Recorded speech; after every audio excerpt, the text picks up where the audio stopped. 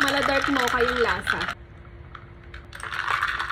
Okay guys, gawa tayo today ng iced coffee using Great Taste granules, Swiss Miss, and fresh milk, tapos cinnamon powder. So, ito kasi lagi kong ginagawa dito sa bahay. Mahilig ako mag-explore ng mga, alam mo yarn. Lagay muna tayo ng ice sa baso. Depende sa inyo kung gaano karami yung ice na gusto nyo. Tapos, lagyan natin ng fresh milk.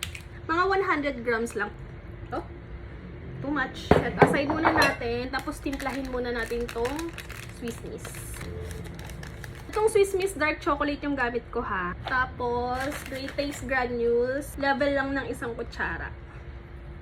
Lagyan natin ng hot water. Konti lang. Kasi, gagamitan natin to ng frother para mas ma-mix siya ng maayos. So, ang technique guys, para hindi kayo matalsikan, i-dip nyo muna yung dulo ng frother, tapos tsaka nyo paikutin.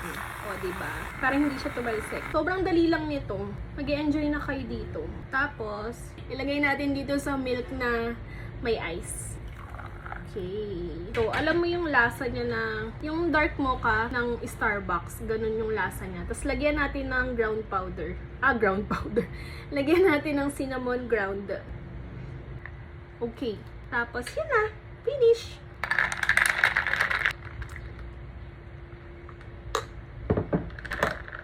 Mag-enjoy kayo dito.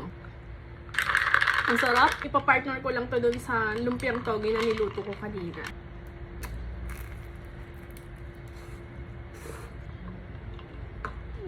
Ibang iba talaga yung lumpiang toge pag may kamote.